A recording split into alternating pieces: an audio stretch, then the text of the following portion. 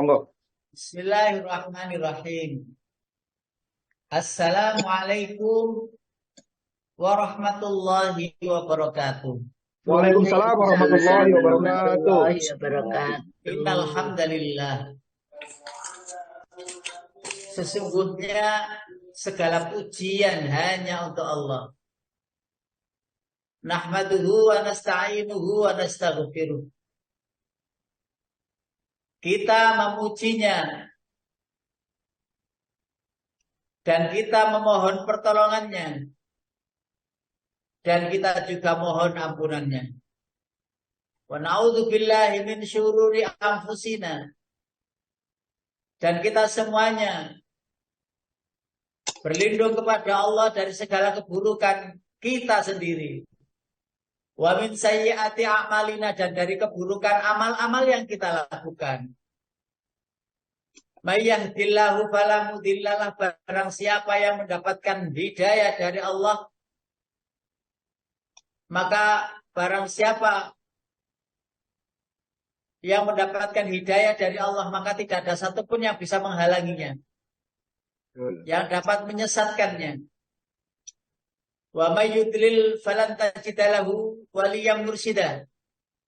Dan barang siapa yang dihalangi Allah mendapat petunjuk, maka sesungguhnya tidak ada satupun seorang pembimbing yang akan bisa memberikan petunjuk kepada Allah, kepadanya. Asyhadu an la ilaha illallah wahdahu la syarikalah.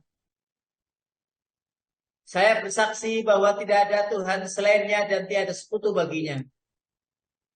Wa asyhadu anna Muhammadan abduhu wa rasuluhu la nabiyya ba'dah.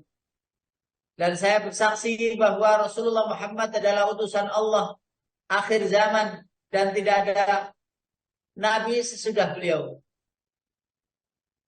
Allahumma shalli wa sallim wa barik ala Muhammadin.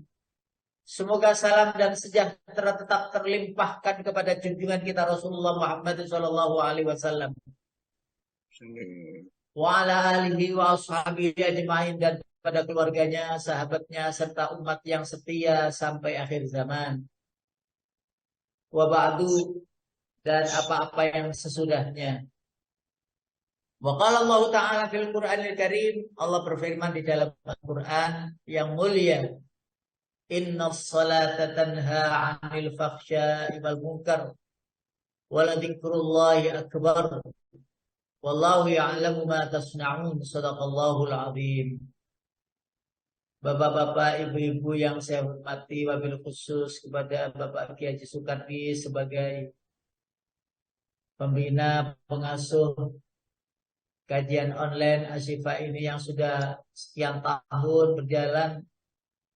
Mudah-mudahan keberkahan selalu melimpah kepada beliau dan keberkahan juga melimpah kepada seluruh kru, anggota, pengurus dari kajian online yang terus digagas setiap pagi ada ngaji. Sesungguhnya fasilitas Allah telah kita manfaatkan, telah kita nikmati bersama-sama, tidak perlu jauh berjalan. Allah memberikan kesempatan kita dengan duduk saja. Karunia Allah berupa ilmu dan cahayanya selalu kita dapatkan insya Allah. Tentu kita ucapkan rasa hormat juga kepada bapak-bapak, ibu-ibu peserta kajian online pagi hari ini yang bersemangat tak henti-hentinya untuk selalu mengaji dan mengkaji. Yang itu disinilah topik yang saya bahas nanti. Mungkin topik saya itu yang aneh-aneh. Memang tak bikin aneh-aneh biar datang, biar ngaji. Oh, topik kok ya racunnya racun itu kan panjenengan mungkin nggak nyambung dengan kalimat racunnya racun, tapi ini sering kita dengar, cuma panjenengan mungkin perhatiannya yang kurang. Kalau umpamanya saya topiknya racun dan racun begini atau racunnya racun seperti ini, kira-kira panjenengan bayangkan apa coba? Saya minta sekali lagi untuk nulis sebagaimana biasa wes. Jenengan jawab sakarpe, isi intinya muaranya pada agama lo ya, bukan racun keong racun, bukan, nggak ada hubungan. Nggak ada hubungannya dengan itu. Ya, nggak ada. Lagu-lagu nggak ada. Hubungannya racun itu sisinya adalah syariat agama yang kita anut. Monggo bisa di share di apa ini namanya di apa itu eh Set. chat ya, di chat ya, di share di sana. Monggo saya tunggu setengah menit atau 1 menit sambil saya bicara-bicara panjenengan bisa topik apa racunnya racun. Intinya yaitu tadi bukan lagu lah ya, bukan racun keong racun, bukan itu lagu ada itu ya, bukan. Bukan racun arsenik, bukan sianida ya nggak ada hubungannya, nggak ada racun merkuri ya nggak bahas itu. Jadi racunnya racun, ada racun ya, Dawa itu, itu Pak. mungkin membunuh begitu saja. Tapi ada racun yang lebih berbahaya lagi, yang itu tidak hanya satu bunuh, tapi banyak pembunuhan gara-gara racun ini. Nah, kira-kira panjenengan kata-kata racun ini konotasinya larinya kemana? Coba. Wes tak beri PR panjenengan. Pekerjaan nulis. Chatnya itu diketik, dibuka lalu ditulis diketik. Racunnya Ya, racun Ustaz, gini. sudah, Pak, Ngapunten itu, ini Pak. bisa melanda kita. Racunnya racun bisa kita yang kena racun itu. Nanti Iya, penjelasannya akan saya uraikan di apa ngerti ini ya, Pak. kolom PowerPoint ya yang menyangkut apa ini namanya, apa yang kita bahas topik pagi hari ini. Sambil minum, monggo kopinya, tehnya, silakan. Ini tidak apa-apa. Ngaji yang seperti Kopinya ini tuh habis, Pak. halal minum kopi, halal nyemil. Jadi ini dunia hasanah wafil akhirati hasanah. Panjenengan lek hasanah kopi, panjenengan khawatir saya itu panjenengan ngantuk. Ini saya sudah dibikinkan kopi. Nah ini monggo dinikmati. Bismillahirrahmanirrahim. Masya Allah, Alhamdulillah seger. Jadi melek tambah melek. Ya, panjenengan hari ini hari Agustus ya, hari Agustus hari yang dulu persiapan untuk perjuangan, persiapan hebohnya ya. 17 Agustus 45 betapa hebohnya hari-hari begini ini ya. 45 itu ya panjenengan para senior-senior yang apa ini mungkin bisa jadi peristiwa itu panjenengan ada. Betapa hebohnya persiapan untuk kemerdekaan, cuma sana sana begini, betapa ruwetnya, ribetnya, masya Allah. Ini Agustus, panjenengan kita semuanya harusnya tirakat dalam arti terima kasih kepada Allah ya Allah, Engkau berikan kami kebebasan. Indonesia itu negeri yang paling bebas dari negara-negara manapun. Negara Indonesia negara paling bebas daripada manapun. Kenapa saya berikan satu contoh? Jalan raya itu ditutup kanggo acara ngaji ku oleh nang Indonesia itu. Panjenengan di Saudi sana ya diusir panjenengan. Panjenengan di Malaysia sana diubrak, Ustaz. Panjenengan kalau mengadakan ngaji bendung dalan yang ngene Brunei kono. Wes buyar. Loh panjenengan ngaji, ya pengajian akbar, ono selawatane ono apa bareng bendung dalan dipetok dalan itu padahal jalan raya. Loh ngono iku lho oleh. Saking bebasnya Indonesia ini dalam hal beragama, saking bebasnya ini, yang akhirnya itu menjadi luar biasa. Ini adalah imbas daripada kebaikan perjuangan pendahulu kita yang merdeka, memerdekakan negeri ini, ya Allah ya Rabb. Nah, ini sudah dapat chat, dapat 5 ini ya, dapat 5. Coba saya buka chatnya ini ya. Ya dengan dia biar aktif loh, biar aktif. Oh, manfaat ini. Nah, ini coba kita lihat. Racun-racun itu menurut saya ketika kita sudah terlena di dunia dan tidak memikirkan sama sekali akhirat seperti racun yang akan membawa kepada kesengsaraan di akhirat. Wah, ini kira-kira jawaban ini masuk ya gitu berapa ya? 20% lah jawabannya itu. Itu jawaban Pak Edi. 20%. Ada mirip-mirip ke sana. Lalu Ibu Tami yang kemarin juga jawab, sekarang jawab lagi. Racunnya racun itu bermakna bahwa di dalam syariat Islam ada yang diselewengkan yang lebih berbahaya bagi umat Islam. Wah, ini nilainya besar nih. Nilainya besar ini. Nilainya paling tidak itu 80-an lah. Oh iya ini nilai besar. Berarti beliau ini membaca baik. Ya, ini cocok dengan jawaban nanti ini. Jadi racunnya racun itu bermakna bahwa di dalam syariat Islam ada yang diselewengkan yang lebih berbahaya benar ini. 80, 70, 80 nilainya. Wah, luar biasa ini bumi. Bu Oni jawabnya adalah silaunya dunia. Ini hampir sama dengan Pak Hedi, walaupun singkat ya. Terus ada lagi Ibu Sri Renovita.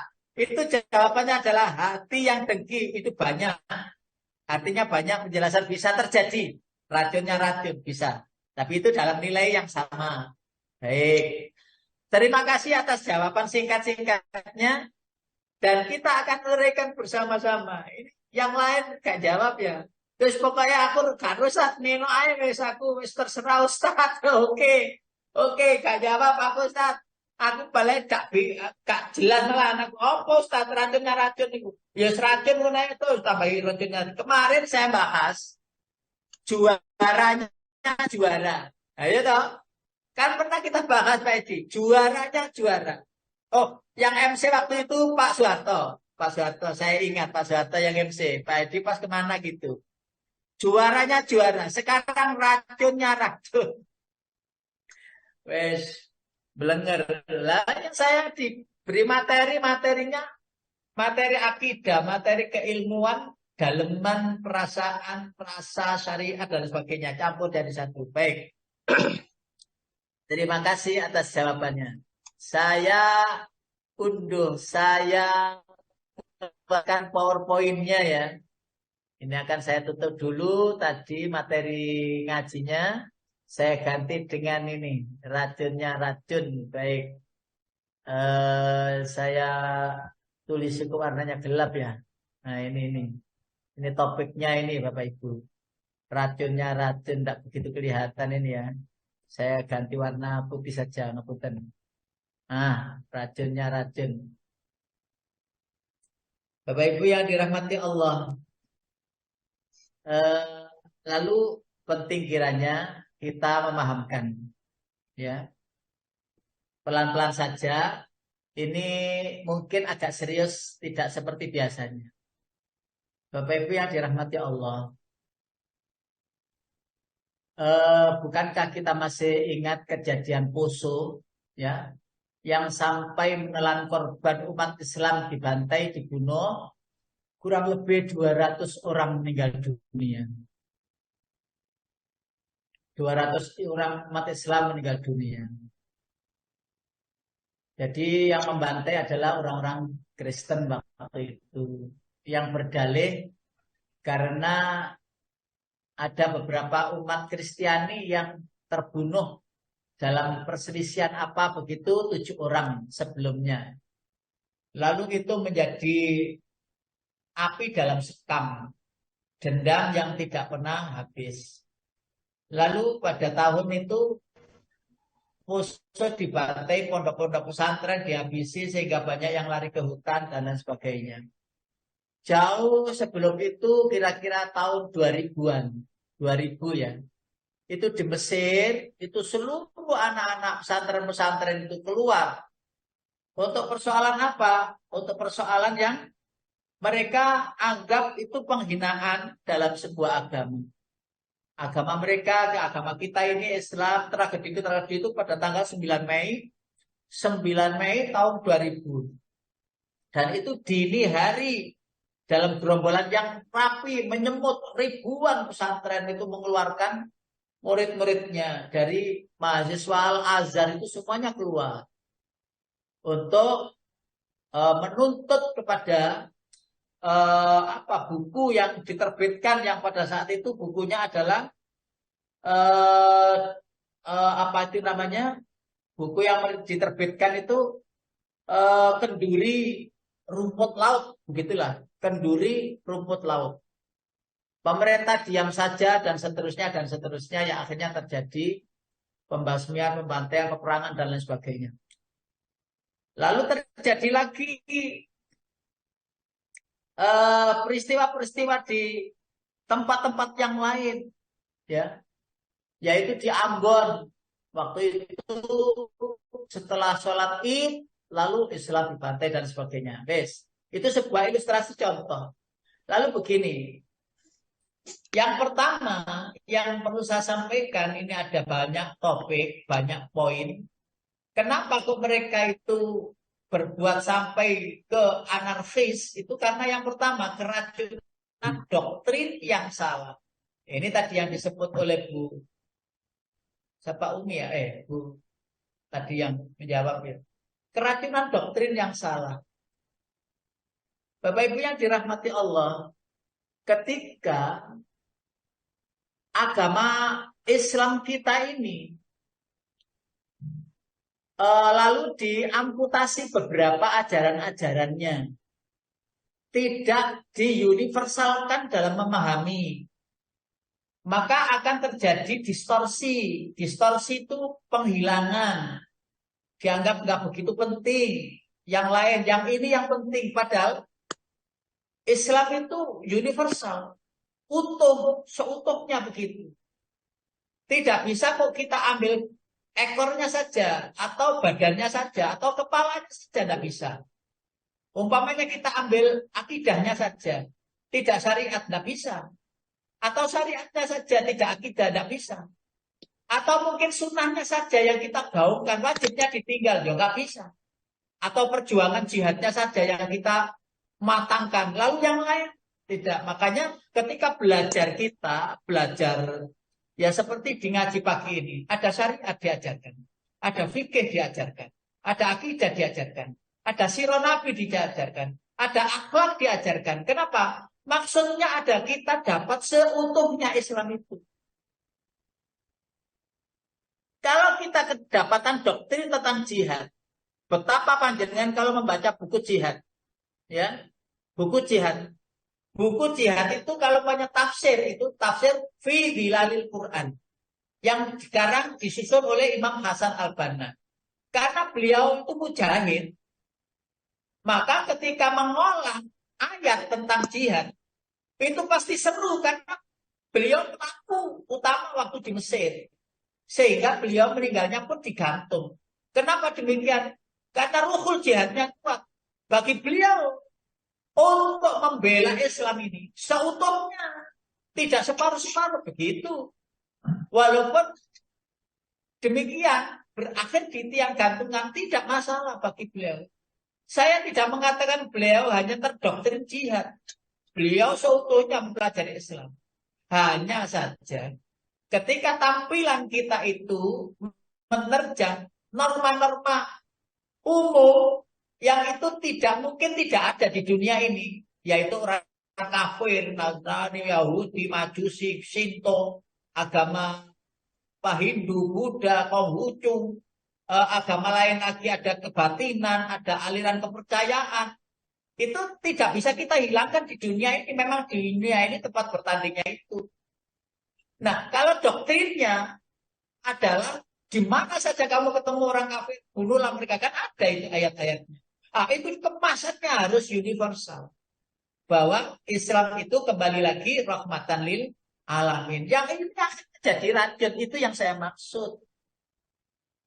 Karena itu jangan belajar dari sisi yang lain. Makanya saya itu sering mengatakan, belajarlah adab dulu. Kemarin kita bahas sehingga banyak pertanyaan itu. Belajarlah akhlak dulu sebelum belajar ilmu yang lain. Sehingga ilmu, mencari ilmu, ilmunya mencari ilmu, itu adalah akhlak. Ya, kita ulang-ulang itu biar ingat, biar teropini, biar terkunci di pikiran kita bahwa sebelum mencari ilmu apa saja, dahulukanlah ilmu etika, ilmu adab, ilmu akhlak.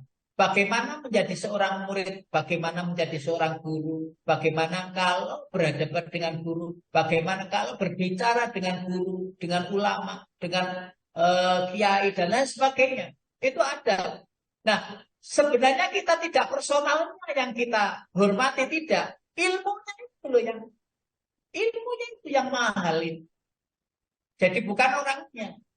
Nah, kadang-kadang orang kebablasan doktrin, kalau orang itu ilmunya begini, seorangnya sekalian, ya memang boleh. Memang seharusnya demikian. Tetapi kadang-kadang ke personalnya. Yang penting tawadhu kepada orangnya, ustadznya, kiainya, dan sebagainya. Tidak begitu.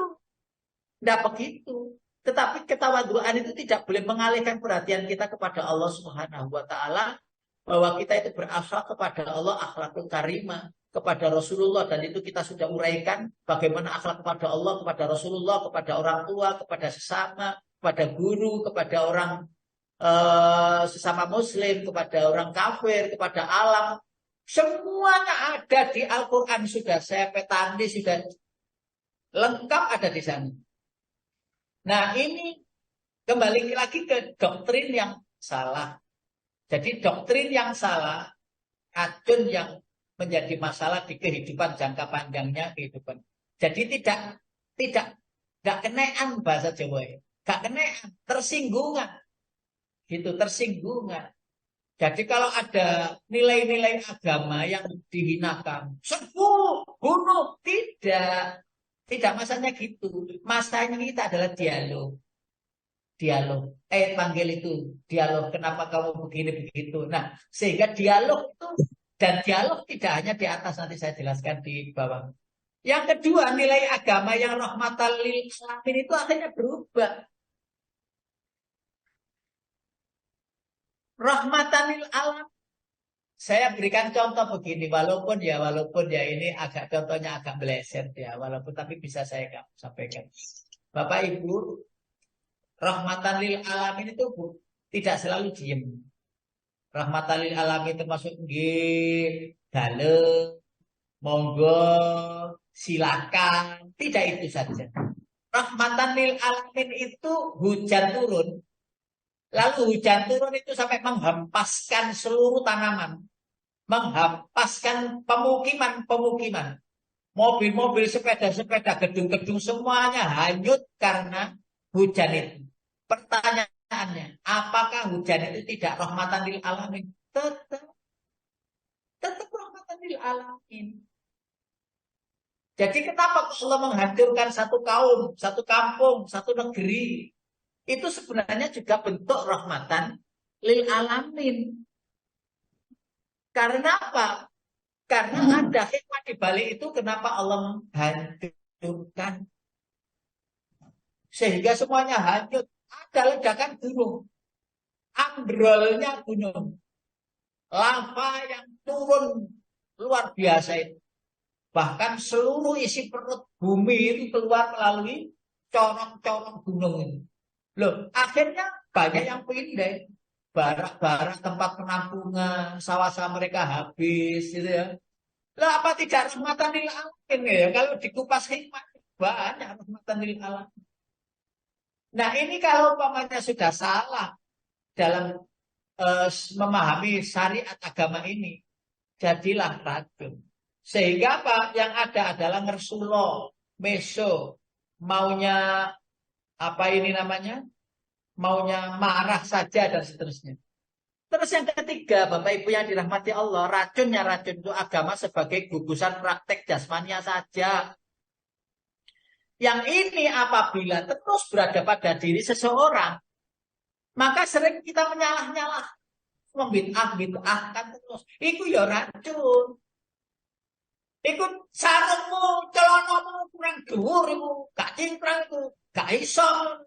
Loh, jangan begitu.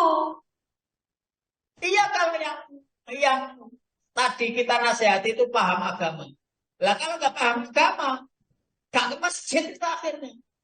Ono masjid pisan kakek ngomong tak mireu.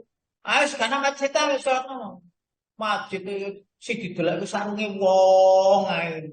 Celono yang didelok. Jangan gitu. Yang itu akhirnya jadi racun. Masjid dijauhi jamaah. Tenangkan dulu jadi takmir masjid itu. Atau jadi ulama itu, jadi ustadz itu.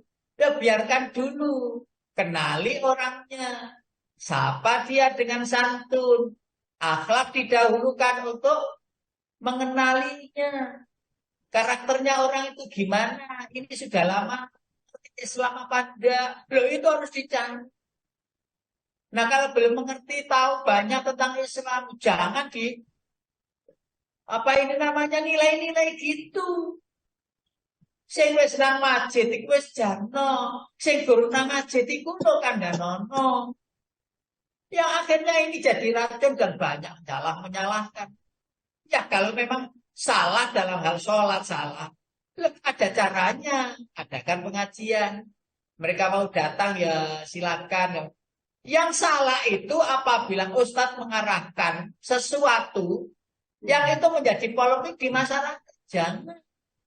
Jangan uraikan secara gamblang seluruh dalil-dalilnya. Kalau menjelaskan tentang hadis yang mengatakan bahwa baju pakaian harus begini, maka harus ada kompetitornya. Hadis yang lain yang memungkinkan juga dijelaskan, umpamanya ya hadis tentang Umar bin Khattab yang nggak bisa bajunya itu dinaikkan, selalu lembreng-lembreng begitu.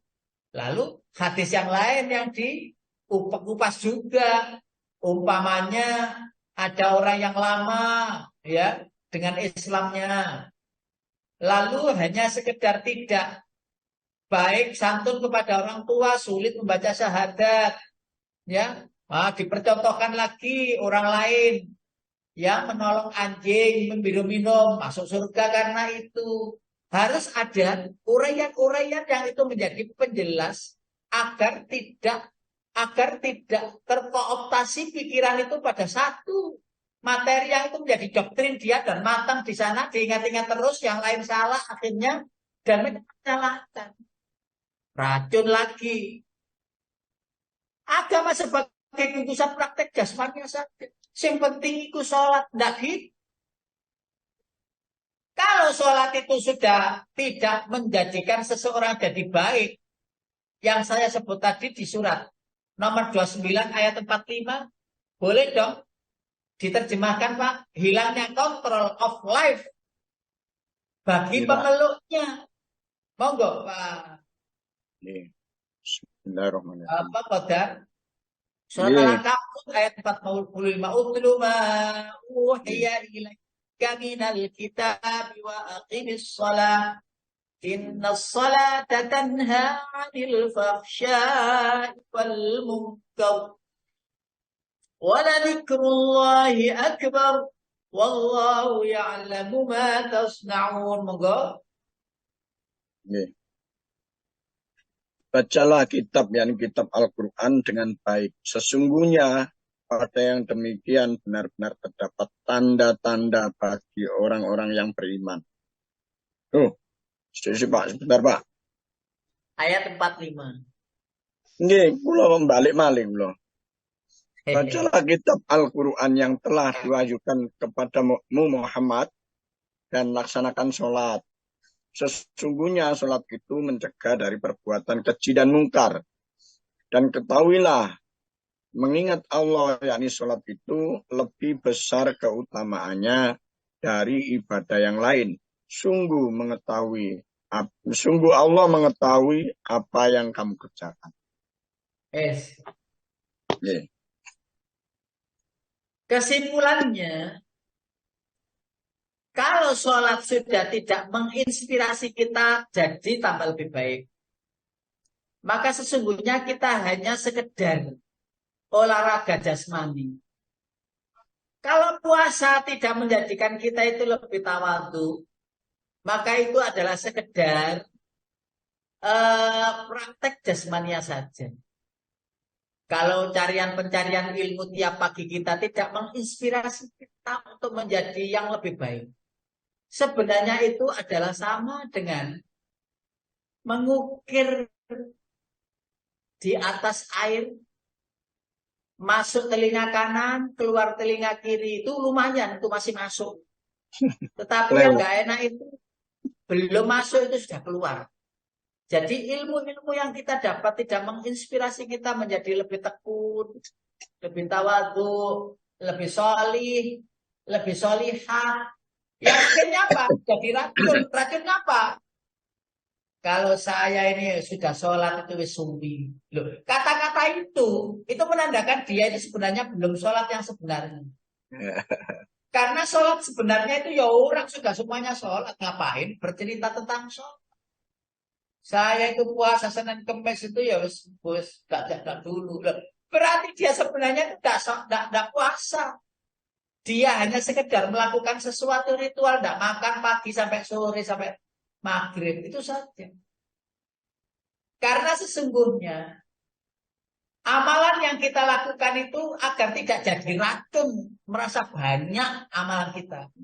Itu sebenarnya sudah dalam praktek keseharian kita itu nyaman, tenang, khusyuk, enak, tawadhu, damai, ya, terus familiar dengan banyak orang, semua disapa dengan senyuman dan lain sebagainya. Sisanya kalau ada perlu keluar kata-kata, dikeluarkan kata-kata yang itu secukupnya. Kalau umpamanya tidak perlu banyak kata-kata maka ditahan karena itu akan dicatat oleh malaikat Raqibun Atid. Itu Pak penting sekali bahwa segala apa yang kita lakukan ini adalah sebuah ritual-ritual saja. Jangan-jangan gitu maksud saya. Jangan-jangan gitu. Panjenengan pinter baca Al-Quran bukan untuk dipamer-pamerkan, bukan. Bukan merasa saya bisa, bukan. Disalahne umpamane Ustaz Muhtar itu mesti disalah-salahne terus salah disalahne. Lah ya apa nek gak disalahne gak bener-bener. Allahu Akbar. Ndak apa-apa. Ndak apa-apa, dievaluasi juga tidak apa. Karena kita butuh ada ya yang mengoreksi, mengevaluasi sebelum dihisab nanti di hadapan Allah. Lalu kita menjadi semangat, ya Allah. Sampai segini nih, saya masih baca Al-Quran itu masih salah. Allahu Akbar, mohon maaf, ampuni ya Allah. Yang berikutnya Bapak Ibu. Pemahaman agama terikat dengan emosional dibanding keimanan. Ini juga jadi racun. Jadi beragama itu emosi, merasa benar sendiri. Ya, bukan keimanan ya. Benar ya merasa benar sendiri ya. Merasa benar sendiri itu boleh. Tetapi terdoktrin bahwa saya lah yang paling benar dan saya lah begini-begini kepada yang lain dalam pemahaman agama itu.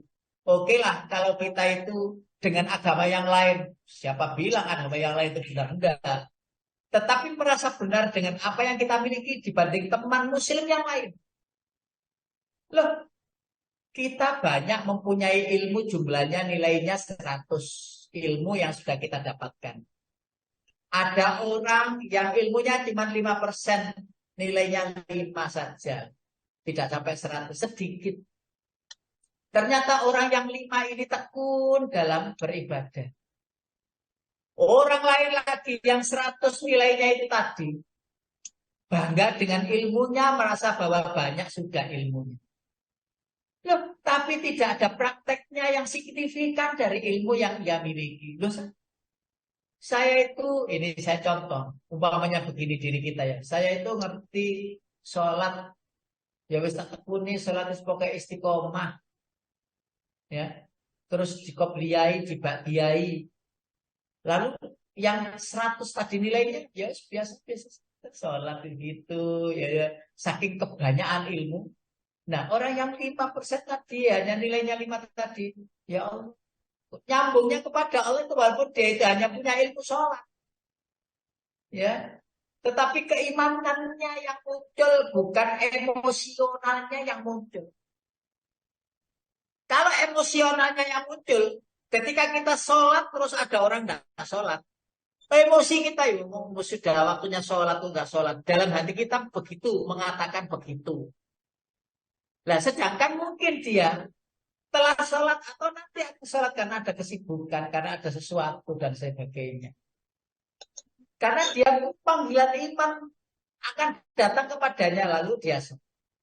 Nah, kita panggilan emosional bukan panggilan iman. Nah, ini harus kita bedakan. Benar-benar kita ini panggilan iman apa panggilan emosi. Ya.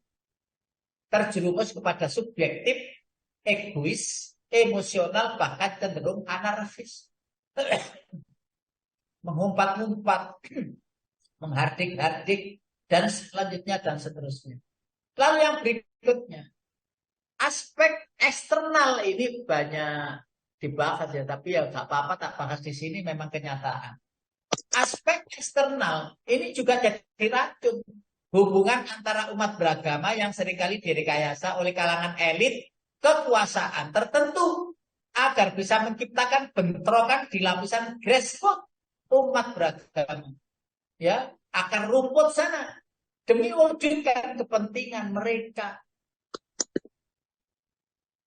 Bapak Ibu yang dirahmati Allah.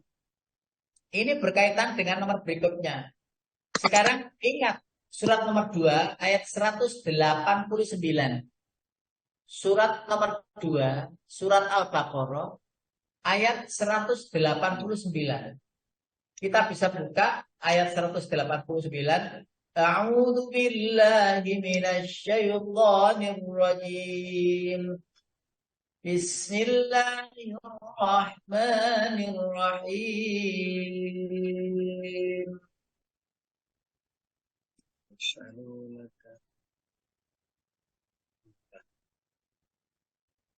Yas'alunaka 'anil ahillah. Qul hiya mawaqitu lin-nasi wal hajj.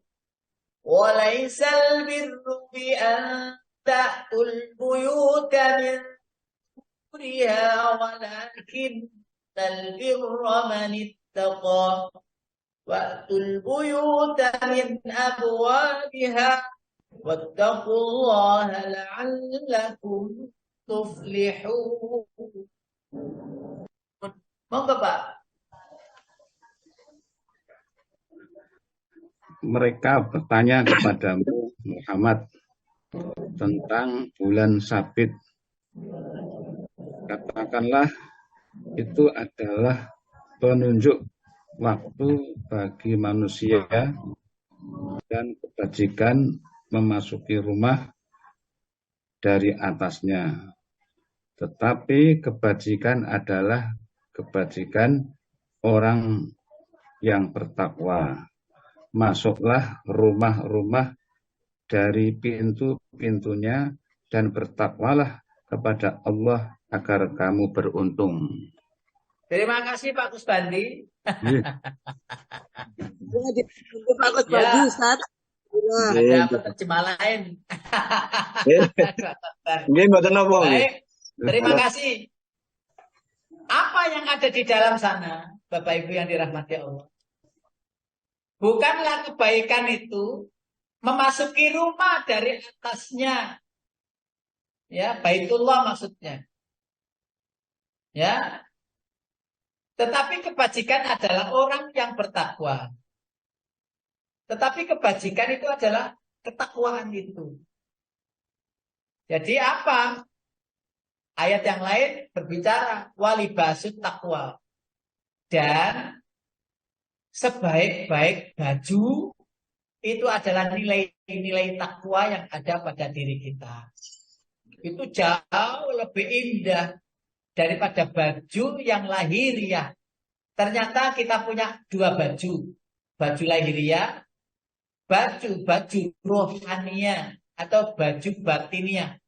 Yang itu kedua-duanya penting sekali. Yang satu berbaju pakaian syar'i, yang satu baju pakaian takwa. Allahu Akbar walillahil. Nah, penting. Jadi sering ngapunten antara pemahaman para ulama, pemahaman para guru, pemahaman para asatid itu tak terurai di pemahaman umat. Karena itu tugas seseorang adalah memahamkan umat. Minimal dipahamkan keluarga. Nah, jadi orang Islam itu begini loh, nak. Istriku, suamiku, ingat saya jadi Islam itu begini. Damai, tenang. Tidak gerusa-gerusu memutuskan perkara. Sholat harus diilmui, ilmu zakat diilmui, puasa diilmui, dan seterusnya. Tidak meratanya ini sehingga ketika dibakar oleh para penguasa tetap bakar. Rumput-rumput itu habis terbakar di sini terjadi chaos, bentrok dan lain sebagainya. Loh, yang atas sana tepuk tangan nyantai-nyantai. Kan tidak boleh begitu. Lah ini juga racun. Kenapa? Hubungan antara ulama dan umat itu harus dekat. Harus dekat.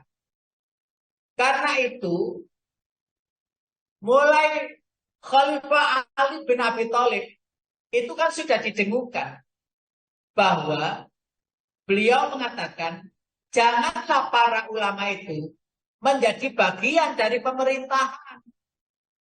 Karena apa? Ulama itu di atas pemerintahan. Kalau ada pemerintah yang nanti itu di bawahnya ada ulama, maka akan dibikin seperti itu.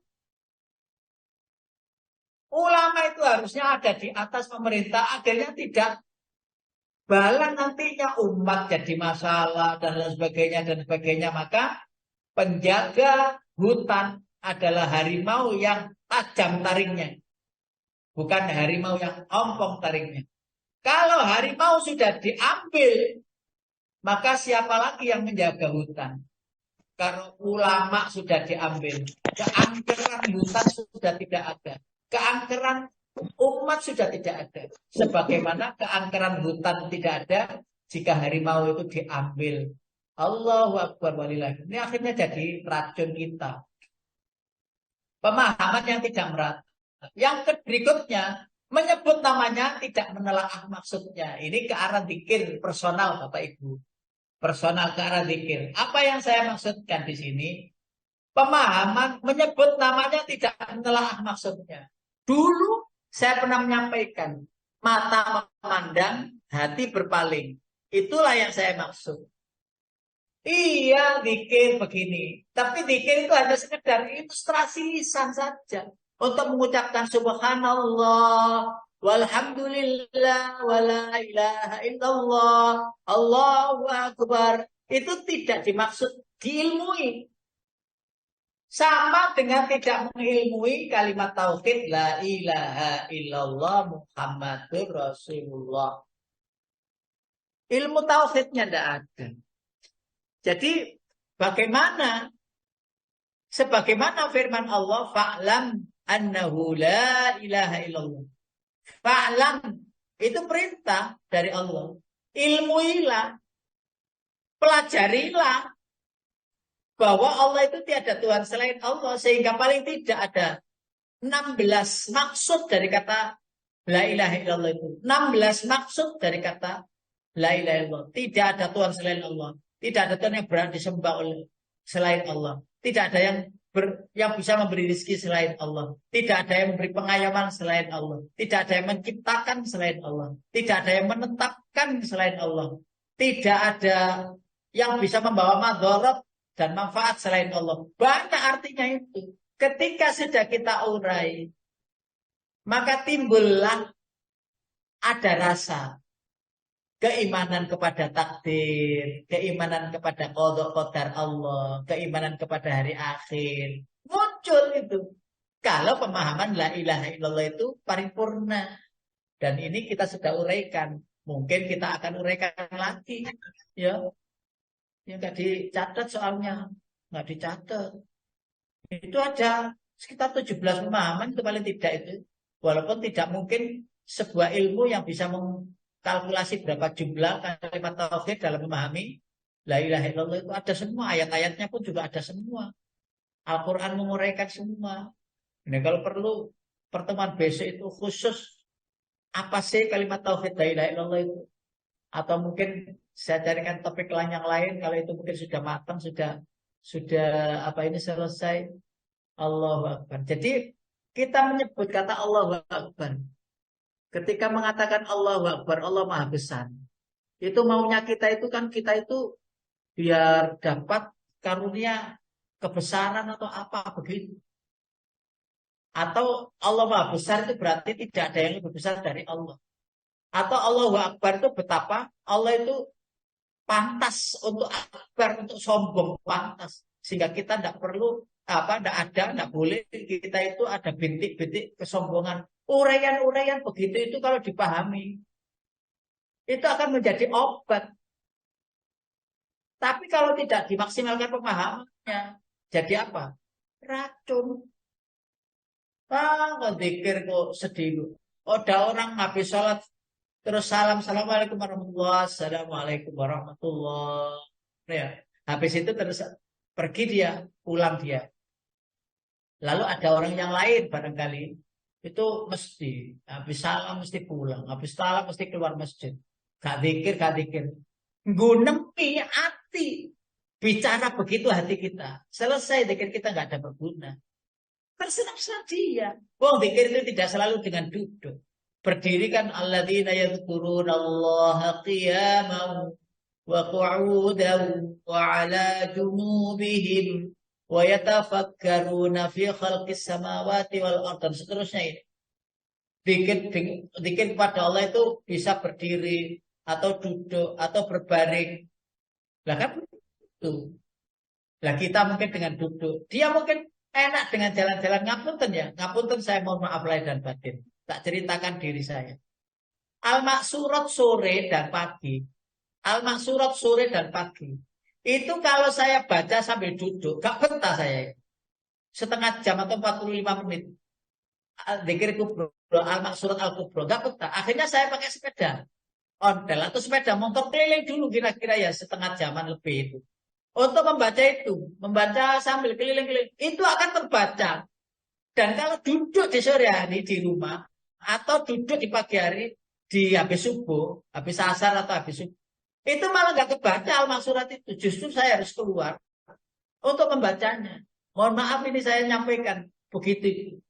Dan itu mungkin kebiasaan. Bahkan kalau di rumah sore, bisa lupa. Tapi kalau dalam perjalanannya, justru dengan berjalan itu ingat loh, saya belum baca al-maksurat. Akhirnya dalam perjalanan itu baca al-maksurat. Ya kalau panjenengan sudah hafal, kalau nggak hafal ya repot ya sambil pegang buku gini nggak hafal. Jadi begitu dan kadang-kadang beberapa itu terlupakan memang artinya itu, kadang-kadang tersapi artinya karena memang perjalanan. Beberapa terbayang artinya. Nah, yang terakhir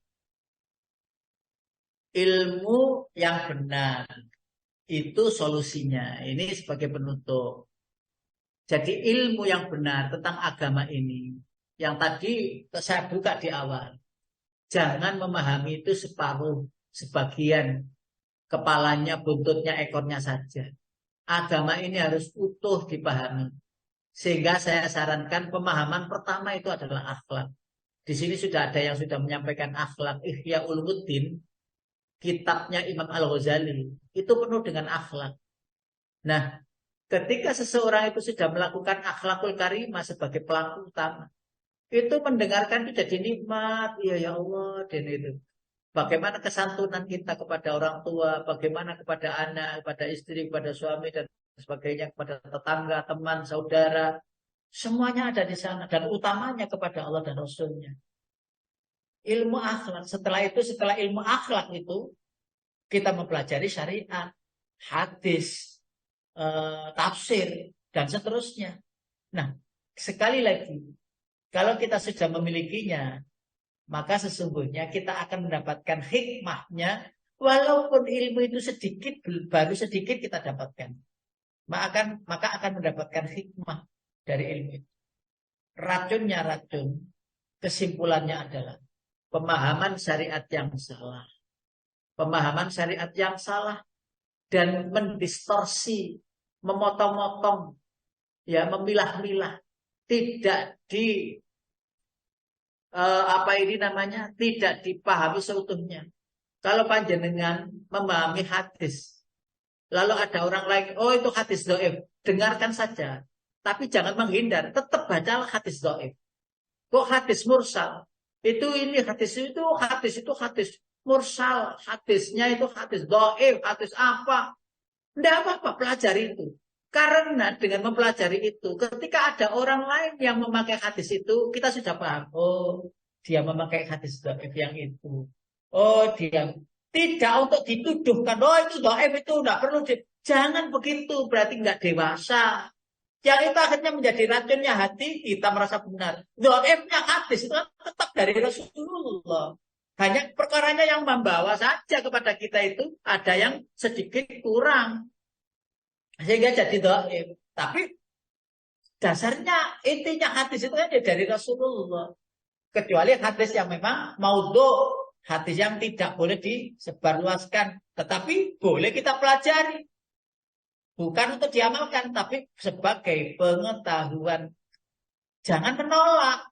Makanya ada saya punya kumpulan hadis-hadis dhaif. Wes tak beli saja bukunya, tak baca saja. Oh, hadis dhaif gini. Kan ulama beberapa membolehkan jika itu perkara amal. Disinilah akhirnya jadi legowo orang itu. Gak gampang terobsesi untuk merasa benar sendiri. Merasa benar sendiri yang akhirnya jadi racunnya racun, yang itu akhirnya tidak bisa ngayai familiar kepada yang berbeda dengan dirinya. Aku lu qauli hadza wa astaghfirullah li wa lakum. Ayo bangun. Boleh tanya, boleh nambahi. Monggo, Pak Hedi silahkan. Terima kasih Ustadz Muhtar, luar biasa penjelasannya. Racunnya racun. Ternyata ketika kita mempelajari itu dengan salah ya Ustadz ya, maka akan berakibat fatal gitu ya. Mudah-mudahan kita mendapatkan pencerahan, mendapatkan guru yang memang sesuai dengan apa yang menjadi tuntunan kita, yaitu Rasulullah SAW. Insya Allah seperti itu. Bapak Ibu, kajian Asma Online yang dirahmati Allah Subhanahu Wa Taala, silakan waktunya untuk bertanya nih. Racunnya racun. Mudah-mudahan tadi penjelasannya bisa sedikitnya memberikan gambaran dan membuat rasa kita penasaran ya. Jadi pemantik buat kita bertanya nih ke Ustadz kita. Silakan Bapak Ibu jamaah kajian Asma Online yang ingin bertanya, silakan boleh langsung acungkan tangan atau boleh langsung ke Ustadz Muhtar kita. Mudah-mudahan sudah jelas. Ya, penasaran harusnya jadi penasaran nih. Racunnya racun ini ya. Racunnya racun. Silakan Bapak Ibu jamaah kajian Asma Online, kita akan kasih waktu. Mas Hadi, sedikit. Oh, Pak Kodar, silakan Pak Kodar. Saya tunggu Pak Ustadz Muhtar. Huruf yang 12 itu Pak. Lam alif tapi pernah. Karena di situ ada kul inilah amliku lakum darra wala rasada nih Pak. Saya tunggu besok. Jangan lupa Pak Ustadz. Kul la amliku nafsi darran wala naf'an. Bapak Ibu yang dirahmati Allah. Hal-hal yang darran wala naf'an. A'udzu billahi minasyaitonir rajim. Surat Yunus ayat 49. Jin, Mbak. Kulla amliku li nafsi darraw wala naf'an illa ma syaa Allah. Likulli ummatin ajal. Idza jaa ajaluhum la yastakhiruna sa'atan wa la yastaqdimun. Artinya jelaskan, katakanlah, terangkanlah. Ya, aku tidak kuasa menolak madorot maupun mendatangkan manfaat kepada diriku kecuali apa yang dikehendaki Allah. Bagi setiap umat mempunyai ajal, mempunyai waktu. Apabila ajal tiba, mereka tidak dapat meminta penundaan atau mempercepat sesaat pun. Nah, Bapak Ibu yang dirahmati Allah, berkenaan dengan bagaimana nyingkronkan apa yang saya sampaikan tadi dengan kata-kata ini atau dengan ayat ini maksud saya, memang kita tidak bisa sih mengkondisikan orang itu, bahkan kan ayatnya jelas ya bahwa mengkondisikan orang untuk sama dengan sepemahaman itu sulit, tidak mungkin bisa ya, walaupun allafa baina qulubikum law anfaqta ma fil ardi jami'an ma allafta baina qulubihim walakinnallaha allafa bainahum. Kan begitu. Seandainya kau infakkan harta kekayaanmu yang banyak untuk menyatukan umat sepemahaman, beriman semua, tidak akan pernah bisa. Sebagaimana Allah juga mengatakan dalam ayat yang lain, seandainya aku menghendaki umat manusia itu mukmin kabeh, semua itu bisa bagi Allah. Tetapi Allah tidak menginginkan begitu agar ada fastabiqul khairat. Agar ada lomba kebaikan dan keburukan itu berlomba terus Bapak Ibu. Karena itu sekarang ini kalau kemaksiatan itu diviralkan, kebaikan ya harus diviralkan juga. Kalau keburukan itu didendangkan, maka kita dendangkan kebaikan, kita viralkan, kita syiarkan untuk pertandingan sesuai dengan syariat. Jangan diam-diam, sekarang itu sudah nggak ada waktunya diam-diam, sembunyi-sembunyi, sudah usung, itu sudah berlalu. Ya, sampaikan Muhammad, terang-terangan saja bahwa Allah yang Maha Kuasa, bahwa agama yang ada itu adalah Islam. Inna dina itu terang-terangan saja begitu. Sisanya serahkan kepada mereka dengan bil mau'izatil hasanah, cara yang baik. Karena itu tidak ada satupun memang yang membawa madarat dan manfaat. Kecuali memang Allah menghendaki ada kemanfaatan, ada kemadaratan. Lalu bagaimana kita? Ikhtiar maksimal lah yang bernilai pahala di sisi Allah. Hasilnya kita serahkan kepadanya. Lalu penjelasan lebih detail itu pada masalah materi ini adalah materi takdir, rukun iman yang ke-6. Jadi masalah ajal sisanya yang kita serahkan kepada Allah. Kita kemarin mohon kepada Allah bahwa guru besar kita Profesor Dr. H.M. Rawi MA, alhamdulillah kemarin masih sempat ikut sholat dan memakamkan di baratnya Masjid Agung itu di daerah situ, alhamdulillah. Nah itu dosen saya, penasehat juga di Al-Falah, juga pembina, dan beliau masih di hari kemarinnya itu Jumat kemarinnya itu masih ngisi di Al-Falah, khutbah Jumat sebelum Jumat kemarin itu masih ngisi di Al-Falah, dan kemarinnya itu masih ngisi di Sam FM. Loh, ya Allah, tidak ada gitu. Ya Allah, maghfirlahu warhamhu wa'afihi wa'fu anhu. Allah terima amal ibadahnya dan Allah ampuni segala dosanya. Demikian Pak Qodar, matur suwun, terima kasih.